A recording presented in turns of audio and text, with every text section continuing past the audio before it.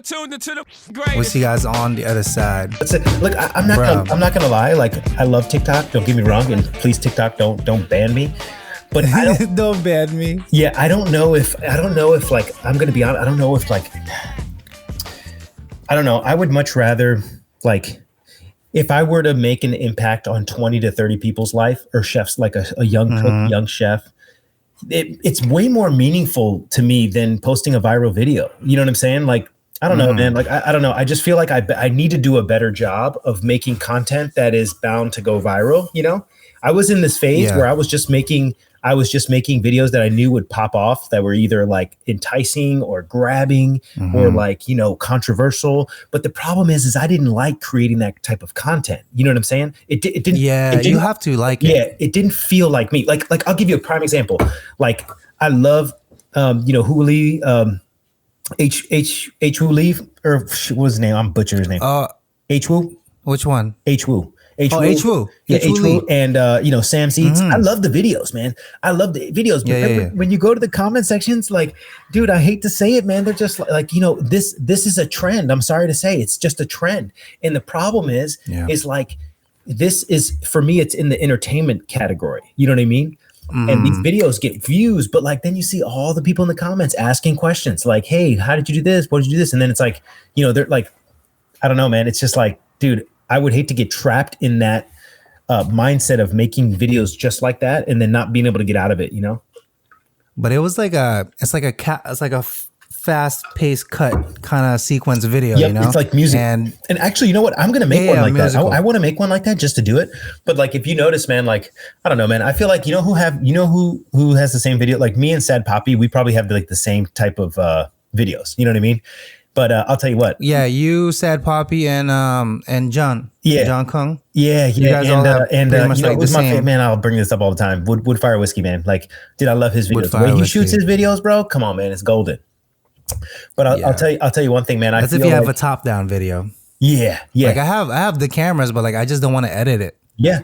So you know what, KC, it's fairly easy, but I just don't want to do it. Yeah. Listen, I'm with you on that. Guess what? I've outsourced editing, and I am on it. Video Husky. I got the biggest package, and like, Video listen, Husky. I'm not gonna lie. And this is an exclusive, and I'm only gonna mention it just a little bit. But I actually shot a wild boar, and I made 6 to 7 dishes out of it, and I got all the content. But the thing is we're talking 300 gigs of video. Yeah, it's a lot. That's what I'm saying. I shot most in 4K. I shot with my iPhone, and it's messy, dude. It's messy. Let me tell you something. The biggest relief of my life was clicking the link and putting it in this tab for Video Husky to take care of it. Right? Hey. And I'm like, I'm just dumb. I should have just done this. Like, all I did was I made space in my budget to make this happen. Like, I love shooting content. I love cooking. I love teaching. I love education, but I don't mind editing. I'll do it, but bro, I get trapped, dog, where it takes me hours, and I'm just not good at it. Yeah. You know, I'm just not good at it, man. I'm not fast and efficient like Marco. Like, we did a collab when me, Marco, and Albert did a collab. Dog, we were done with the collab. He drove an hour and a half home, chilled for a little bit, hopped on his computer around 8:00, edited 3 videos edited our 3 videos before 9:30. 3. He did it. Yes. 3 videos. Yeah, well, he's a pro guy. But that's what I'm saying. He went to film school. He knows what he's doing. He's very fast and efficient. Yeah. You know, he's got his color grading down. Dog, me, 1 60-second TikTok, 4 hours, 6 hours. You know what I'm saying? It's just, it is what it is. And I'm not ashamed to admit it, man. I am not a good editor. I get it. I got ADHD like a mother flower. But anyway, let's get the people what they want. Let's get the people what they want, man. Let's talk about the drama. Give us a summary. Let's talk about some drama. Yeah, keep it under 5 minutes. Is anybody on this? I'll keep it under 5 minutes, right? Yeah, we got about 4 people. So for the peeps that are on here, so a little bit of TikTok drama, right? Brandon, or rather, I should phrase it like this: going from a culinary standpoint, right? When I sent you the video, what did you think of it? Before I get into the drama, So here's the thing. I mean, the thing is I'm edgy. Okay, I don't want to say I'm an expert in the field, but I know exactly what you were making. And the reason why I know is because back in the day when I used to, as an American, I only knew 4 hours. I Just feel for like the editing. I only knew ramen as the instant ramen package, right? Okay. Fast forward, Got it. I had a bowl of ramen at Momofuku. It changed my life. It literally changed my life as a young cook. Not gonna lie. I always thought ramen was the instant top ramen. I never knew ramen was what it was. But anyway, that put me in a deep dive into the rabbit hole of ramen. And what you made was, how do you say it? Maku or Maku? Mayu. Yeah, Mayu. Mayu. And it's pretty much a black garlic sauce, but it is like the way I was taught was 3 shades of garlic. So it's scorched, 3 shades, yep. scorched, roasted, and then kind of just like sauteed. And then the way I saw Homeboy do it was with he took the garlic and he shaved it really thin and then he dehydrated it and then that's what he used. Now, but I've seen multiple ways on how to do this. But here's the thing. Like the first time I saw it, I was like, dude, what is he doing? Like, hold up, is this not right? But then it was funny because he was like, hey, this is Mayu garlic, chef. I know it looks weird, but this is what it's called. This is for tonkatsu ramen, especially. It's supposed to cut through the fat. He's like, this is a Japanese preparation. And I'm like, oh, okay, cool. And then I was like, I was one of those chefs that were like, okay, I don't know this. I need to like research it. Yeah. And then I just researched it real quick. And I was like, okay, this is legit. And so I kind of knew exactly like what you were making. And unfortunately, other people, they just can't wrap their head around. And then you know what? This is the problem nowadays. Everybody has an opinion, but like, look who's the dummy now. Yeah. But it's not just opinions though. Like I have actual other chefs attacking me saying, if this was in my kitchen, I'd laugh you out loud. I'm like, oh, okay. Or like my favorite was, who's your chef? I would have kicked you out. I was like, oh, excuse me. Sorry. My bad. I'm sorry about that.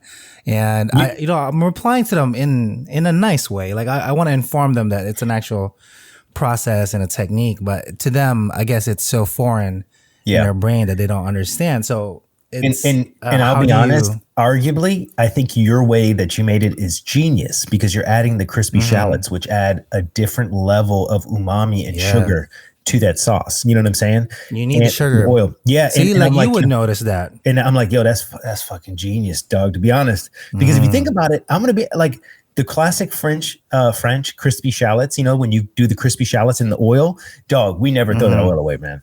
Ever. Of course. That oil is used. So I'm thinking, I'm like, dude, it probably leveled it up so much. You know what I mean? But people don't understand. They're uneducated. And the problem is it's up to us. And Casey, you can agree. Like, I feel like I have a deep down desire to help younger chefs, the generation of younger chefs. And actually, matter of fact, I'm going to make that my video tomorrow. I'm going to duet your video and I'm going to explain because, I think there's a lot of people that kind of just, they're easy to, with the Twitter fingers, but at the same time, it's like, oh, man, like you guys are fucking stupid. Like, excuse my language, but bro, no. So I'm reading this comment verbatim. Okay. So I'm going to read it to you. It's a little wordy. This guy goes, give me a sec. He actually sent me a private message. Okay. Yeah. Hold on. Let me just pull it up real quick. Fuck you and your process. You're trash. You're an exec. This is a literal message from this dude. I was like, well, okay. A little aggressive. I didn't show that. Yeah. Again, like, I don't want to put this guy in blast. It is what it is. That's his comment. Sure. Yeah. But I'm just like, did you even look up what I did? It's two preparations, right? I know how to do the Japanese part. Yeah. But like, I'm like, I need a spicy component. I was like, what if I combine Sichuan peppercorn with it? Yeah. At the same time, like I want a spicy oil with it. Yeah. But to coat the tongue. But the whole purpose of it, chef has never, he's never had like Japanese cooking, like ever in his life. So he's all full on French. So it's like, let me try this for you. Let me show you what I can do, especially this flavor. He's never had that numbing sensation in his mouth. So he was like, wow, this is super interesting. I was like, yeah. This is the preparation. Did you use red Szechuan peppercorns? I really like the green ones. I used the red, and there's a couple of green ones in there that I didn't show, but there's a teaspoon of the green in there also. I feel like, when it comes to Szechuan peppercorns, I love the red ones, but they're, it's crazy because the green ones have such a different profile, And the red ones are soapy. Very soapy. Yeah, exactly. The green ones are peppery. It's funny because, you're right. When you mix them together, it brings up a different level. But anyway, continue. Sorry, I don't want to take over. No. So this guy literally took out of his way to send me a message. And I What replied did the back. whole I'm thing like, say? hey, What did man. the whole thing say? Read the whole thing. Hold on. I'm gonna pull it back to you right now because this guy's bananas. So anyway, as we all know, you and I have a few mutuals. Yeah. In our buddies, Jem is attacking this guy. He's like, yo, what? He found out the dude's name. I don't know how he did it. Facebook. But apparently, Facebook, right? He's an exec chef for Hilton in I think one of the hotels for in Connecticut. I'm like, Jem, maybe a little aggressive there. Dude. And then I have two other CDCs, but like, bro, he's doing a Mayu preparation. Where the fuck you? And then they're asking for resumes. I'm like, guys, just hold up a little bit. Yeah. But the one that really got me riled up, though, hold on, let me see if I can pull it up to you, because this dude, he was like, hold on, while I kind of search. You know what? I'm sorry. You know what? Okay, for the listeners, for the listeners and the people watching, we need to show the video. You should just show your black garlic video and kind of explain it, narrate it. You know what I'm saying? So that way the people that are listening, they understand what's going on. Because we're kind of like talking, but like some people don't even know. So like if you're listening to this or you're like trying to catch up, go to Casey's profile and just watch his most viral video. It's black garlic. We're gonna play it on the screen now, but if you're riding in your car or you're listening at work, go check out the video real quick so you know what we're talking about. Okay, go ahead. That way they can see we'll play it.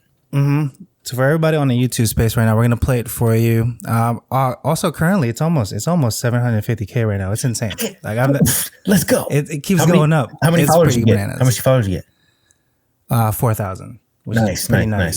You just need to get to 10K. Once you get to 10K, it gets easy. So check this out. Some garlic in a steel pan on medium. So again, right? Down. This is how it looks like. They're also attacking me for my pans, how black it is. But I'm like, guys, it's not my pans. It's subjective. These are steel pans. Yeah, you know? it's subjective. Like, they last. It's subjective. You'll have people on both sides of the argument. One saying, "Oh, it's seasoned." One saying, "Oh, it's not clean." I'm not fucking around with that. So same thing with cast iron. Yeah. So next, same exactly right. Same thing. About 2 minutes. Let it keep going. You're gonna add some turn it down. salt into it.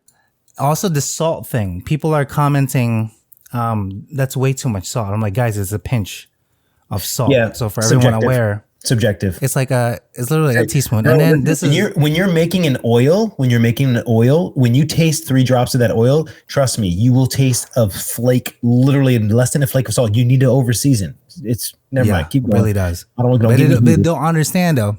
I know it's and okay. This is the other second most viral comment in that thread. How fast I'm doing this. You're gonna cut a finger off, but I'm like, not really. But if you look at it, while that's going, you're gonna take some shallot. It will kind of mess you up, you know. Slice into melon.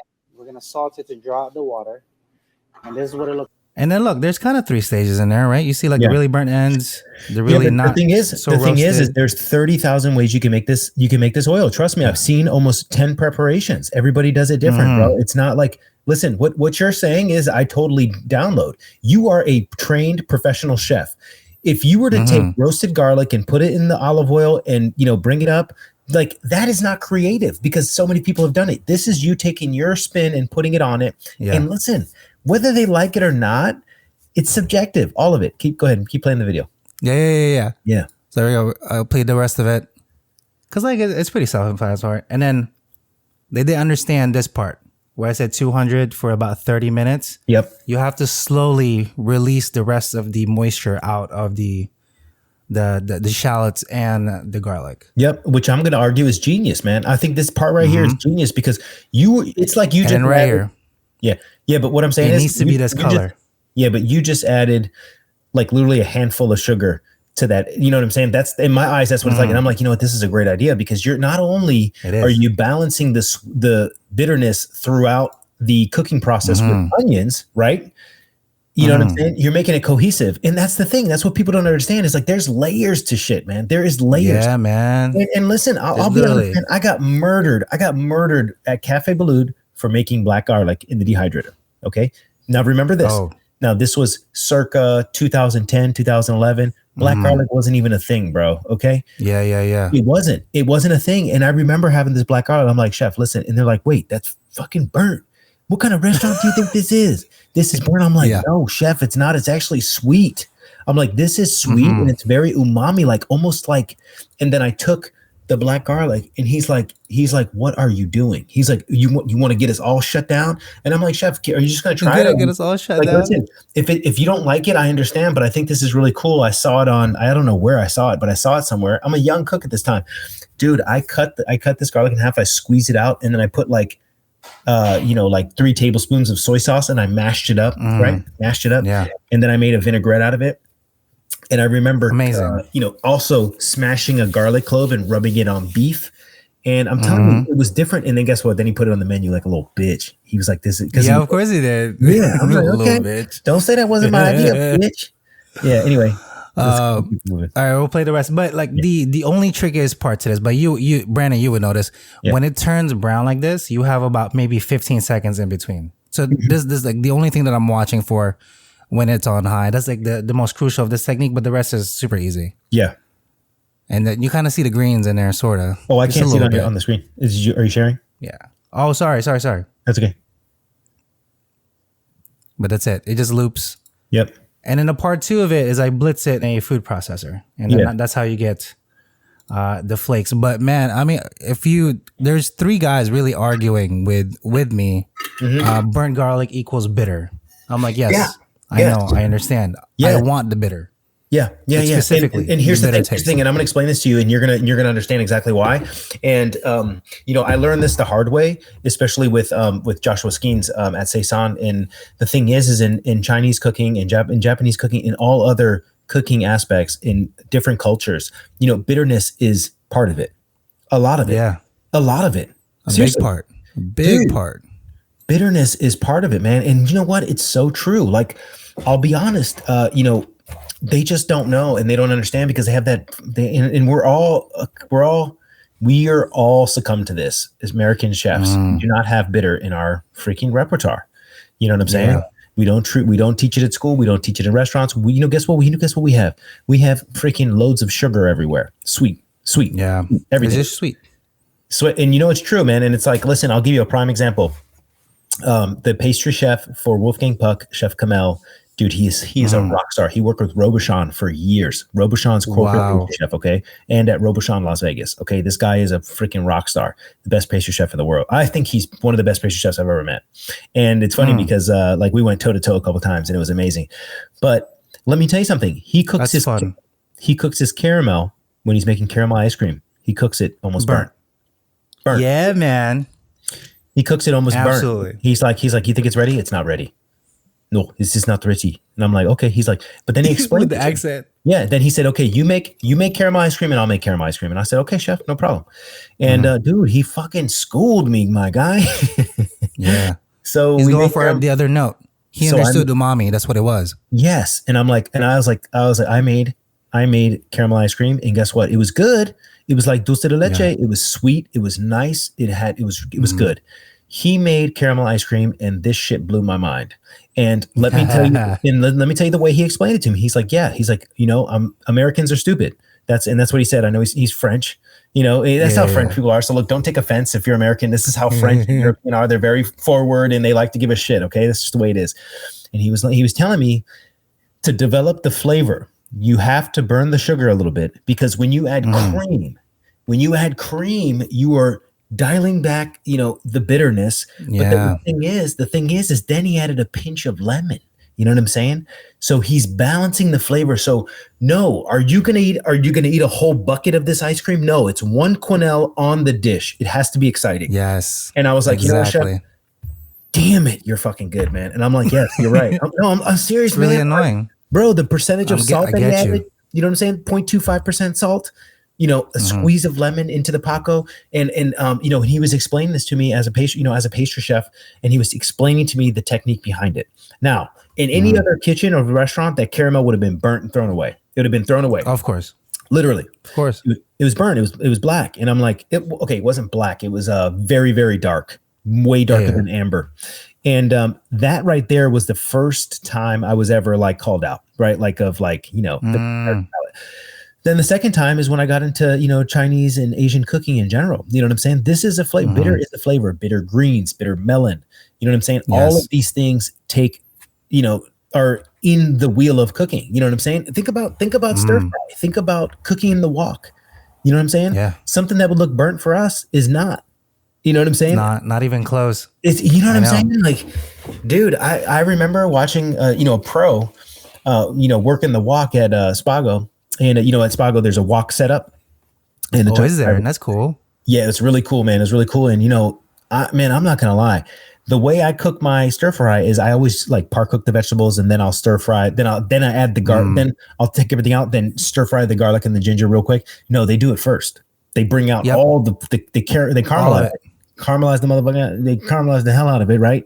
In our eyes, it would be considered burnt. But the problem is when you're using bitter vegetables and when you're using, different types of vegetables, especially like turnip and daikon, like the way it was explained to me was actually made sense. Where you need to level up the flavor, right? So yes, is it super high heat? Yes. Do you risk the chance of actually scorching it? No, but you want to have it like at that stage right where it's like soup, because when any like garlic or onions, you get to a point where it's almost like it's not burnt, but it's like super flavorful, almost like crispy, super flavorful, and it's crazy. And It's charred. So, and that's my 2 cents on it. Listen, I'm probably going to do that video because I want to cloud chase it, but 2, I want to explain. Do you know what? Yeah, no, do it. I freaking duetted. I think I might have duetted already, and it might be in my drafts. I'm not sure. No, it's just insane. I'm trying to explain, but like I think what people is not wrapping their heads around, it's not just that sauce, right? So I have a tare that goes with it on my ramen. And that's the sweeter, even more sweet component. Do you like remake your tare every single time you use it? I have to. Yeah. Yeah. You keep adding to it? Like a motherfucker. Keep adding to it, but swear to God, bro. I mean, I'm old school, bro. You know how it is. Yeah. So listen, you would know this, but not too many people. The yakitori guy, you know what I'm talking about on Instagram? I do. If you listen to this, if we ever do a collab, I'm taking a half deli cup of that tare, man.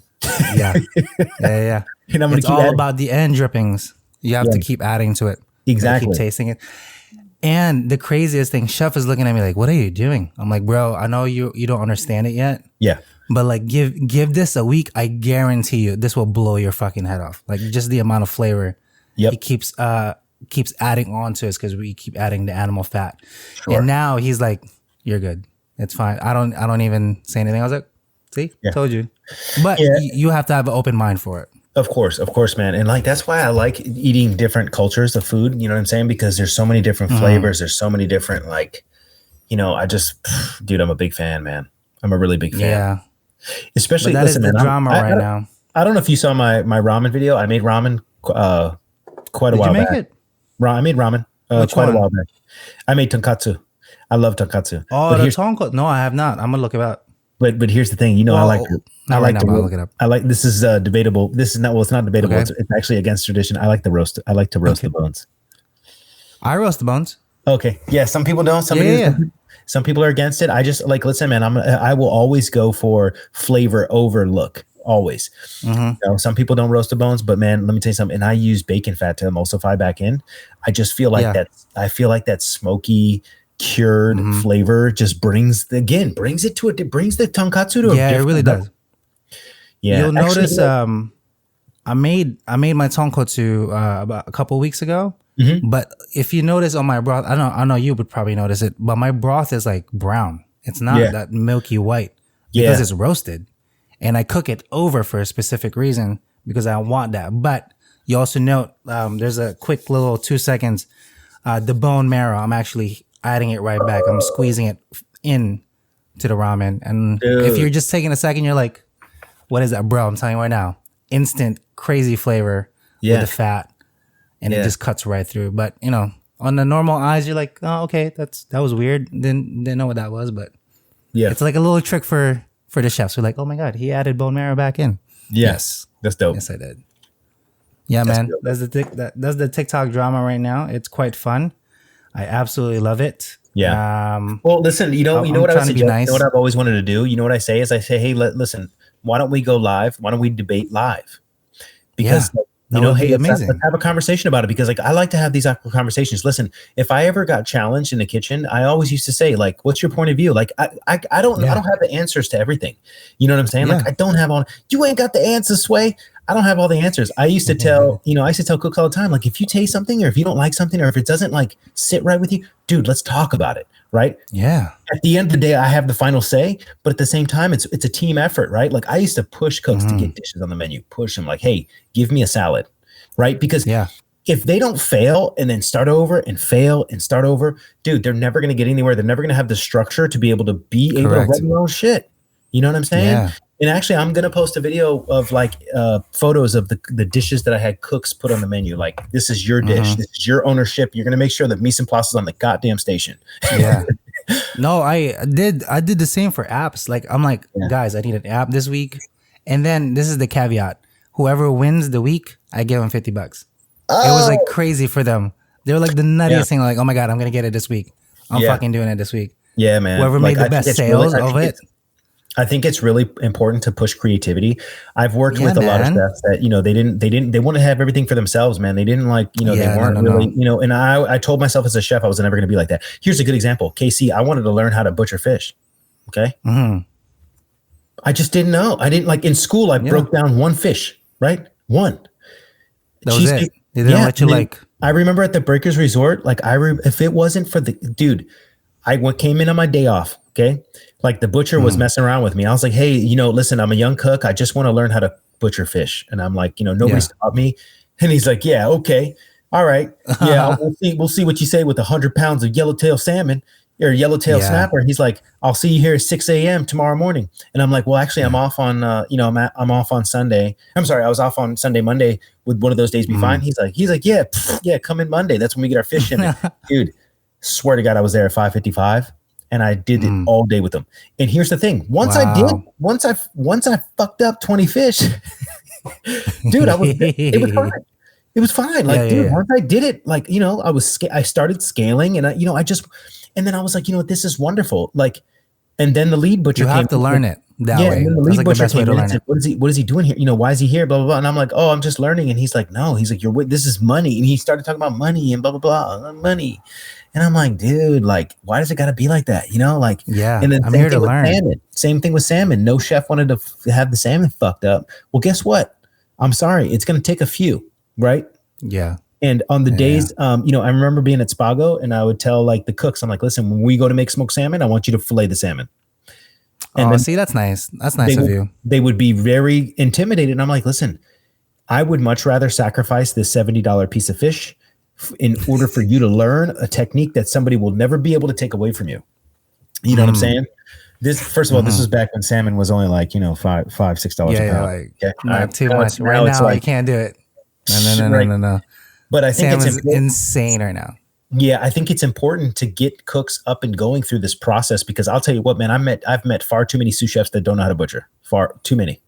And the thing is nobody's teaching it. Nobody wants to waste money on the protein. And I totally get it. But at Hotel Bel Air, I would make some of the cooks. I'm like, hey, you ran out of veal chops? Okay, go break down a rack. You know what I'm saying? Oh, yeah. I'll teach you how to French. You only have 7 portions of fish? Oh, okay. Well, guess what? Go back. You got 20 minutes. Let's go. Yeah. And like the thing is I would never let them fail. But the thing is you have to get to that point where you're being pushed, where you only have a certain amount of time to get your fucking station set up. You know what I'm saying? Man. If not, then guess what? You're not conditioning yourself. You know what I'm saying? That's the thing. And it's like, I don't know. I kind of miss that. And I can't complain because my current job is like cush. But there's new mistakes, only learning opportunities. And as chefs, we should first be teachers to teach our young cooks and a boss second. Wait. And as chefs, shouldn't we first be teacher to our young cooks and a boss second? Yes and no. It's very controversial. And like the thing is for me as a leader, I think of it this way. And Casey, you might not think of it this way, but this is how I think of it. My leadership style changed ever since I had a kid, my first child. And let me explain.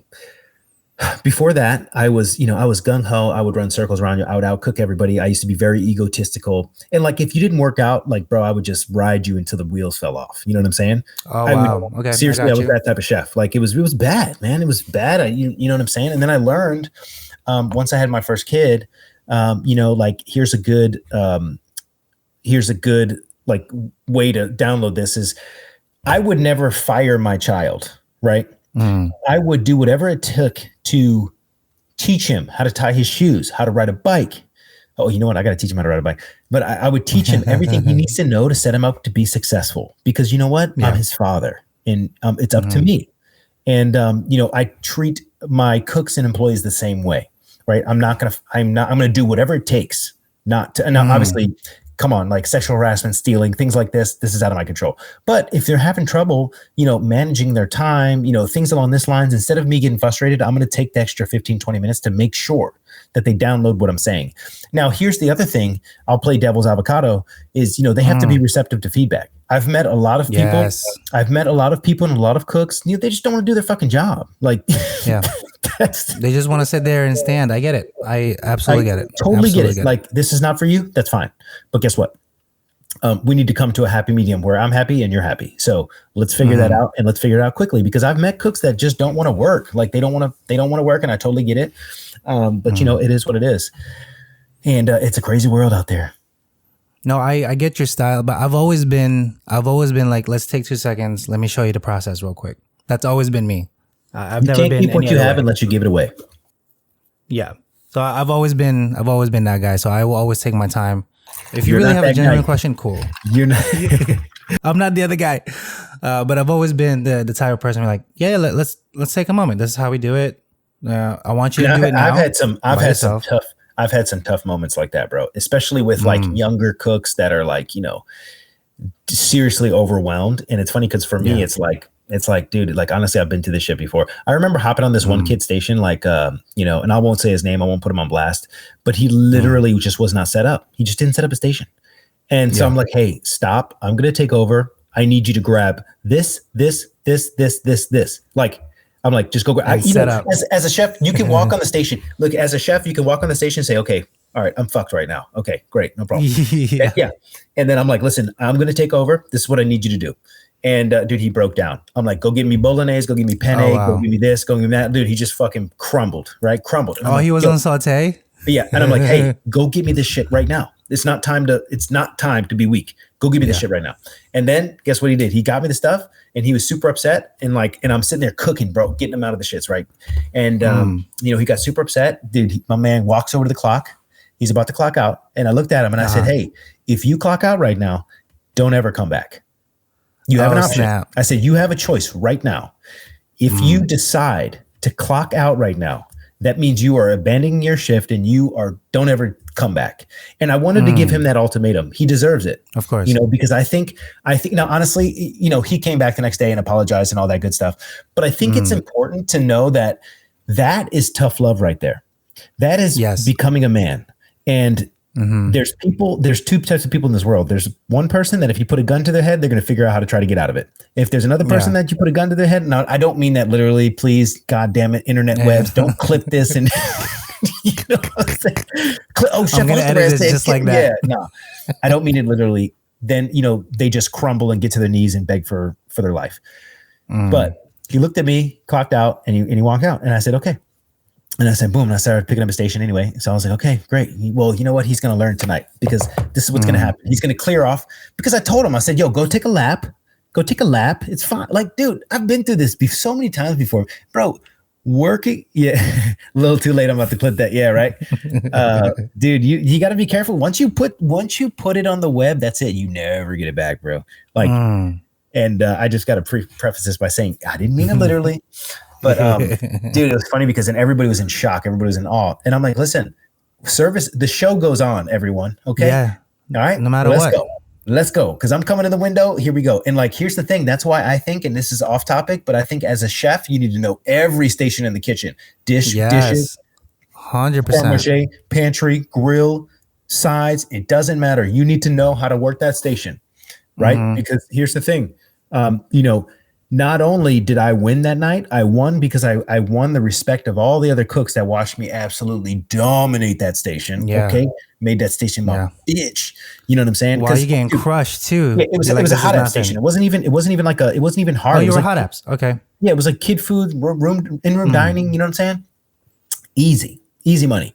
And, then it's funny because the next day he came in and I was smiling at him. I was like, come in the office, brother. He was very emotional, which I expected, but I was like, listen, I gave you an option last night. You know, why did you choose this option?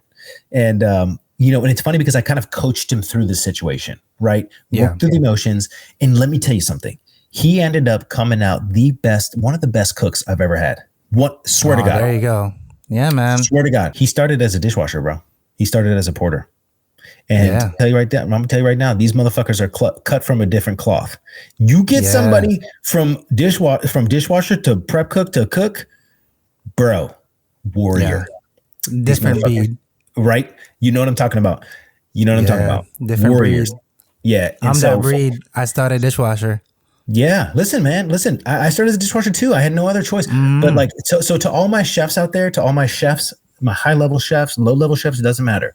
Take the time when a cook or somebody is asking you a question, fucking take the time to stop what you're doing, look them in the motherfucking eyes and show them that you care. Because I think that is what's missing. Listen, when I was growing up as a chef, man, people like, dude, I got fucking swatted and like, people were throwing, man, I am so against that nowadays. It doesn't matter how busy I am. I make eye contact. I say, hey, what do you need? I'm going to help you out right now. We're going to get through this. Because I think it's important, man. You know what it's like when you're in the middle of the ship Saturday night, getting absolutely crushed. Dude. So I'll share with you a story. The last 6 months when we were closing my other corporate restaurant, and everybody already knew, and people would take off Saturdays. I can't do anything. I can't really fire them because I need them, for the remainder of the 6 months. So it will be just me and my Sue, and we would do $30,000. I would be on saute and grill. My Sue would be on. He would be on fucking 4-station. He would be on oven, fry, steam, and like back prep. And we would push. Brandon, we would push like 400 plates, just the two of us. No talking either. We just like, we're like side eyeing, watching, because we've all done the motions, we know it. Yeah. But like literally in concert as the stuffs are going, I need this, and I'm expoing on fucking hot side. Yeah. I'm like, this goes out, boom, boom, boom, and we have KDS. I'm like, y'all ain't keeping up with me right now. Let's go. I need his fucking plates out, and I had 2 doors, so we were running entrees on the main one, and I was running hot apps and like the other steam preparations on like the big door. I'm like, guys, come on. It's 2 guys here. If you guys can't keep this up with just the 2 of us on Saturdays, man, that was rough. But the next Saturday, they're like, oh, who worked the stations? I'm like, the both of us. And they just looked at us crazy. I was like, yeah, I mean, the show goes on if you guys are not here. However, if you walk out right now, that's on you. So I will never hire you back, just to let you know. Yeah. Get rid of my contact. I will never go back. Yeah. You know what, man? And it's funny because I kind of like, I don't know about you, Casey, but I miss situations like that because, not only does it make you a better leader, but it brings you closer to, whoever you have to, put in check. Right. Yeah. And they don't know, that's the thing. Some people mistake the kindness for weakness. You know what I mean? And that's where they make the mistake, man. That's where they're severely wrong. But it was a crazy night. Man. Yeah, that's okay. Grand, what you got coming up this week, man? Are you just working? You putting specials on the menu? So we have the fall, not the fall menu. We're on the winter menu. I'm removing 4 apps. Well, I'm removing 4 plates and transitioning them more into the winter stuff. So a lot more celeriac. We have mashed potatoes now. That was not my call. That was chef's. I have beets. I have like literally any root veggies that I can get my hands on. They're on the menu. They're unfortunately, like mashed potatoes is one of those things. Like you gotta have. It has to be on there. It is what it is. But it's pretty crazy, man. I remember when we were developing the angler menus, and we had it was like a Hasselbeck potato, but instead of like being separated, it was not separated. And then with this cheese sauce, and it was so funny because Chef Skeens, he hated it. He hates potato. He's like, I never order potato anywhere. He doesn't like potatoes? No, he's a rice guy, man. And I totally get it. I'm a rice guy. He's a rice guy. Okay. He's a rice guy. Yeah, he's a rice guy. I'm a rice guy. He's very big into Chinese. His wife is Chinese. And, I didn't know that. I get it. Yeah. That makes sense. Yeah. He's also a martial artist too, man. So is he really? In the martial arts. Wow. Yeah. But anyway, he's, that's what I'm saying, man. Like, and it's funny because then he's like, okay, we're going to ask the next 10 people that come by whether they order potatoes or rice when they go to a restaurant. And guess what? 9 out of 10 said, man, I always order potatoes. Like Potatoes. Yeah, you have to. But you have to get potatoes. I have the little the red finger potatoes. Not finger potatoes, but the red bliss potatoes, the bliss ones. Yeah. And we're doing the smash preparation. Yeah. You boil I it, like you smash it, you fry Yeah. it, put rosemary on it, First, give it a go. like, for smashed, I like the small baby Yukons, which are really good. But The in Yukon's all one honesty, too. I would do Red Bliss too because one, they have a good mouthfeel, and two, the skin is more palatable. You know what I'm saying? So I totally get that. And we can get the tricolored ones too, which Chef likes. So it's a compromise on both ends. I'm like, can we get the Where wild are you getting the potatoes bliss? from? Don't you dare say California. Canada. Yeah. Dog, what? Canada. Yeah, it's What coming are from you- Canada. I don't Bitch. know. My purveyors, What? they're sending these from Canada. They're coming from Canada. It's Bro, the weirdest you are thing. so close to the Midwest. What the fuck is I wrong with know. you, dude? I don't fucking know. Like Idaho is my right hands are there. tied, bro. I know. Idaho is right Chef there. don't want to. He doesn't Dude. want to, man. You know how look the daily battle is with him. I'm like, okay, Yeah. foie gras, Hudson Valley this week.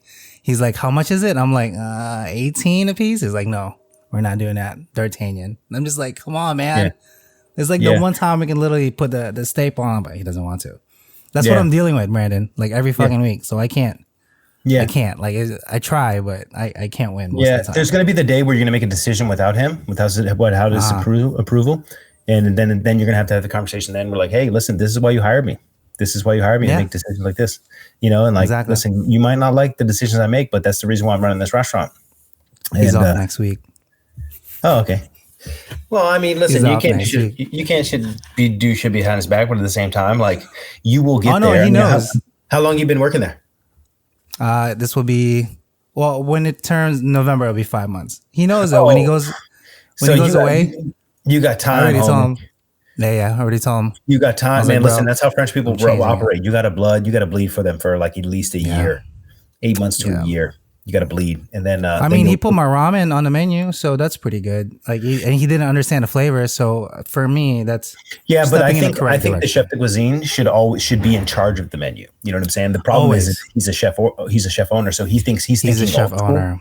Yeah, Yeah. he's thinking old school. super So like old for school. me, if I was the executive chef, the chef de cuisine would be in charge of the menu. And basically what I would do is I would go out in the dining room and we would sit down, me and him, and we would eat.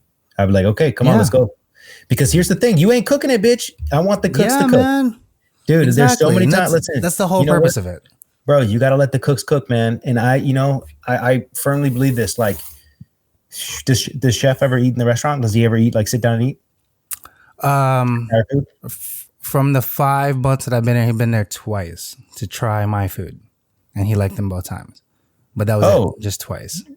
Oh, but he doesn't like, he's not in the restaurant, or? He does, but he likes to cook. He doesn't like being outside. He doesn't like doing the exec side. Like, he just wants to hide behind a stove. I mean, I'm not trying to go at him, but that's how I feel like he's not doing. like a working chef owner. He just kind of like comes in when he wants. Well, he's a working chef owner. Yeah, he's a working chef owner, but he always wants to be on the stove. He wants to do the cooking. He doesn't want anything to do with the outside, bringing in more revenue, etc. He's like, they will walk in because I've been here for 40 years, etc. I get it. Yeah. Build a rapport. It will always be busy. But at the same time, there's new blood now. Yeah. It's time for him to kind of transition Dog, out. that menu, when you sent me that menu, I was like, oh my God, you trapped in the 90s, son. Dog, you got Adobe. Don't you have InDesign? Do you have InDesign or not? I sent him, Brandon, I sent him 5 designs. 5, my guy. And he goes, nah, I don't like it. Yeah. He's trapped in the 90s. That's okay. As long as you can wrap your head around that, that's totally fine, man. It's not a big deal. Yeah, I'm totally okay with it. It's just like, it is what it is. Yeah, because like here's the thing, man. Like, unfortunately, like there's situations like that, and there's situations like that, like where you have to pick and choose your battles. You will probably get like, I don't know, maybe 1 or 2 silver bullets a year where you can like put your foot down after you put in some work.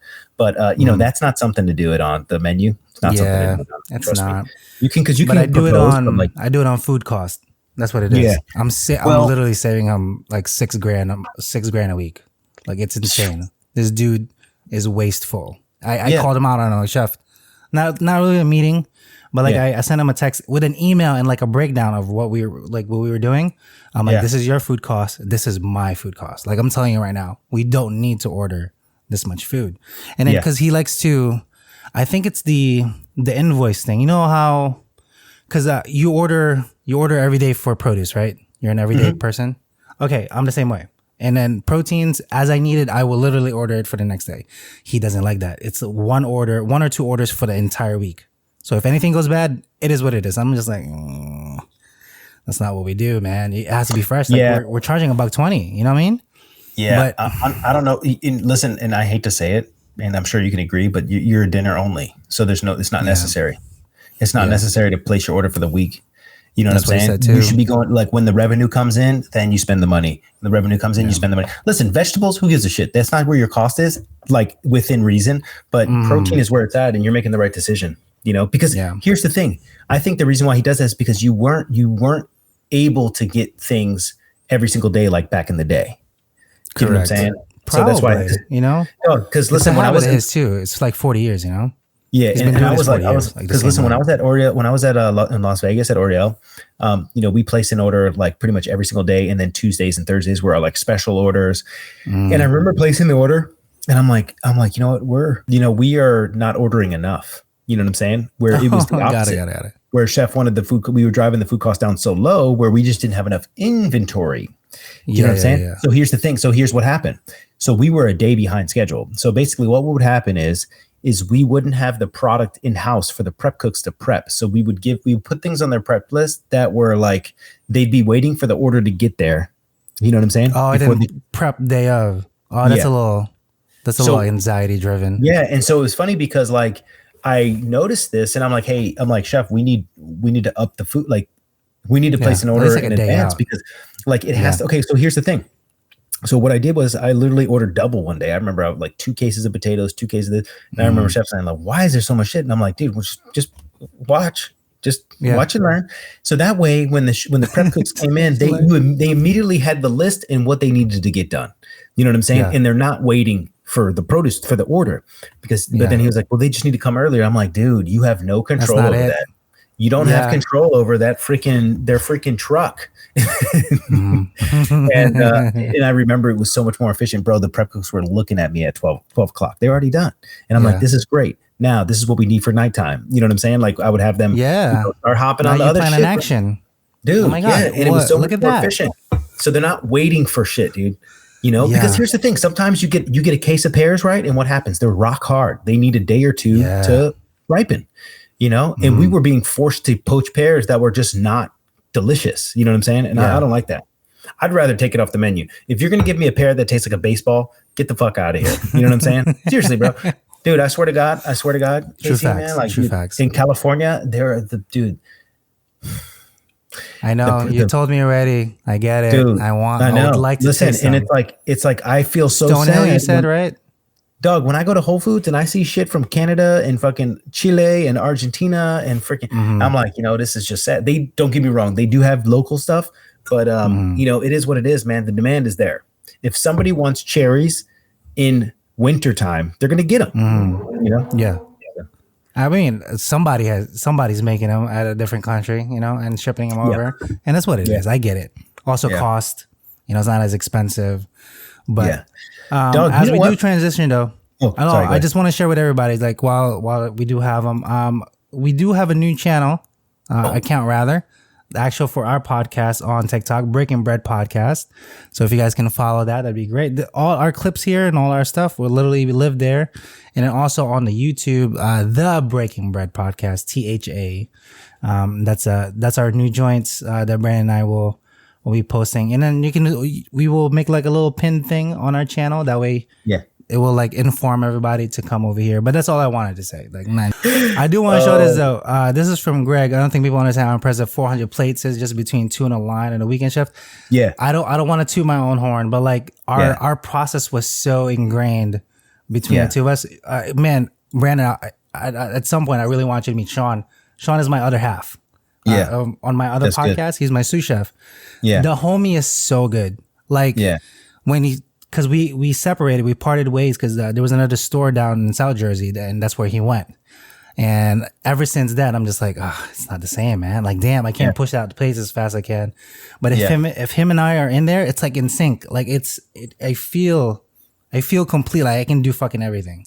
Because if Yeah. I'm missing out, Sean's making it already. Dude, I remember If he's missing one it, time. I'll make Dude, it. that's crazy. I remember one time, and I know exactly what you're saying. I remember one time in Las Vegas, especially, dude. We got murdered, man. We did like 220 plus covers, right? And I remember changing the presentation on the plates mid-service, right? Like Oh, wow. literally garnish, protein, sauce, gone. Fuck the microgreens, fuck slicing. Gotta Out go. it goes. Seriously. Hey, I've been there. Been there. Yeah, done and, that. like seriously, I'm like, yo, drop it. You need to put a steak knife on the table. Yeah, I'm not slicing this duck. Let's go. Like you couldn't. I mean, it was just too much, Yeah. man. We had 2 like 20 tops, 2. And here's the thing, man. Like, when you get in those situations, there's absolutely nothing you can do. You just got to get fucking wrecked. You know what I'm saying? And, It is. You just kind of like, it's gonna happen. yeah, and it You was just so kind of funny keep because I trucking remember. away. Yeah, I remember telling the cooks were like, "Thank you so much, chef, man. We would have went down, like especially for the pastas, man. Like because we used to take time and plate it, twirl it up nice, Parmesan. Yeah, fuck microgreens. Yeah, well, not fuck microgreens, but I was telling Chef Salty, I only like microgreens that actually bring flavor to the Like a plate. flavor. Or they have to be a reason, right? I don't like hydro microgreens. I only like microgreens that are grown in soil because of the flavor. And I only like microgreens that actually taste like something. So herb microgreens, micro cilantro, micro celery, micro this, you know what I'm saying? Or like cruciferous vegetables. So broccoli, Basil. cabbage. Yep. And also like micro radishes. Radishes, the bomb. Ooh, Micro arugula, so the good. bomb. But yeah, I agree. Throwing a micro mix on a whole bunch of shit, dude, that shit reminds me of like 1974. 90s. You should go to my restaurant. That's what we put on 80% of our stuff. I'm like, chef, can we just? It took me 4 weeks to source a local guy to grow us this stuff. I'm like, I found a guy. Can we just?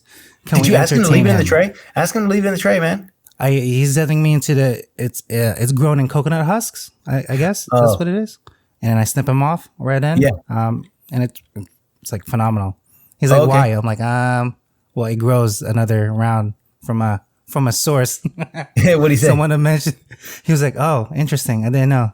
So what you're telling me is like you're saving an extra week. I was like, yeah, kinda. You should have never said anything, bro. I should have said anything, but like he But it understands grows, right? it now. You But see it regrow? Do you see it? Did it grows. regrow? it grows. Yeah. Yeah. Especially the broccoli. You can get a few cycles. I mean, I don't know what type of seed he's using, but so the way I found this out is because I asked for it in the tray and then I started snipping them. I went to go put it outside in the dumpster and nobody threw it away because I didn't want to just be an asshole and throw it into the dumpster. So I just put it there and I totally forgot about it. Dog, obviously it started raining. Again.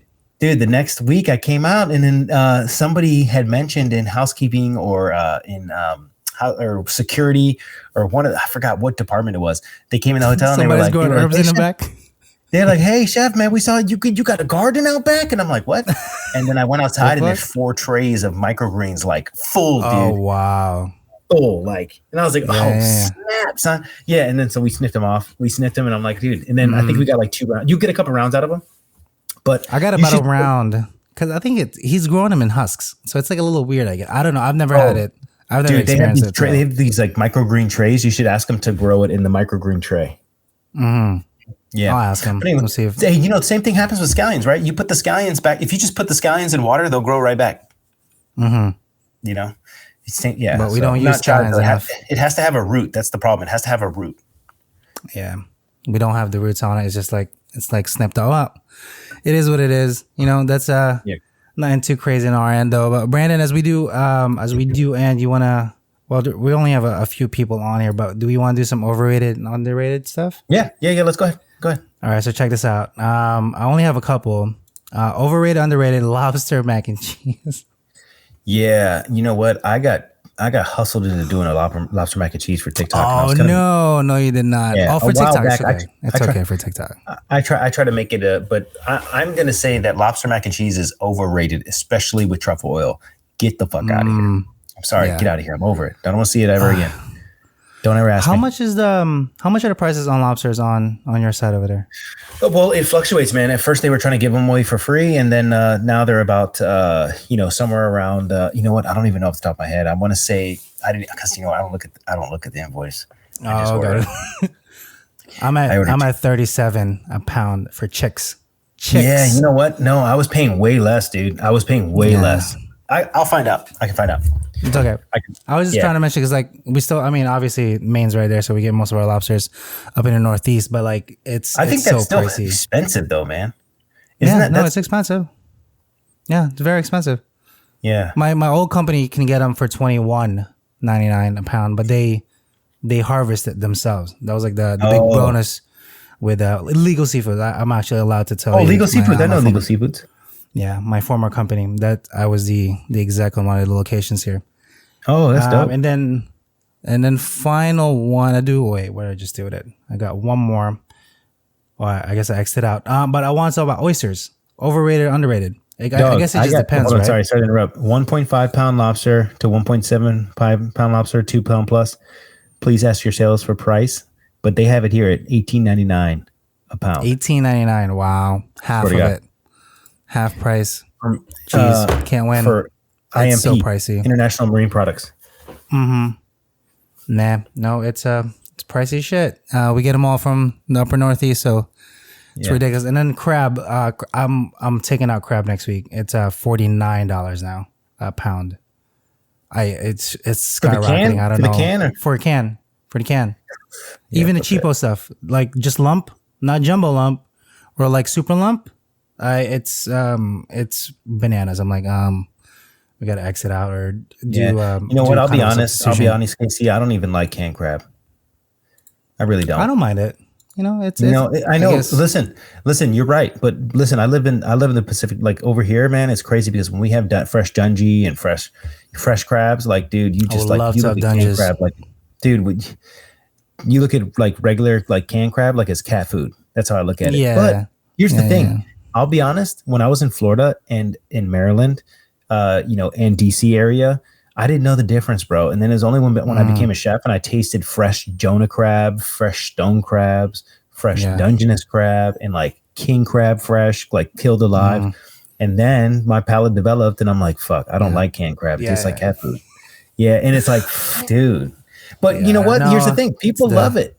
People love it. And they you know do. They don't know any better too. They're just like, yes, absolutely. Crab. Ooh. Yeah, I'll take that jumbo lump. No problem. Yeah. No, it's too expensive.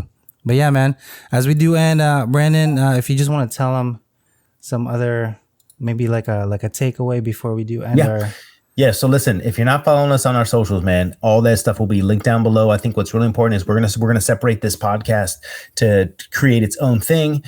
We go live every week, depending on our work schedule. So listen, it's not going to be a specific time, but we just link up and then we just shoot the shit. So if you're into being a chef or you're an upcoming cook, a culinarian, and biggest thing, if you want us to mention or talk about something, or better yet, debate something, because I think this is what's missing in the generation of cook. Like, I'll be more than happy to debate anything with anybody. So I think what's really important is put that down in the comments on what you would like us to talk about, and we'll go from there. Holla.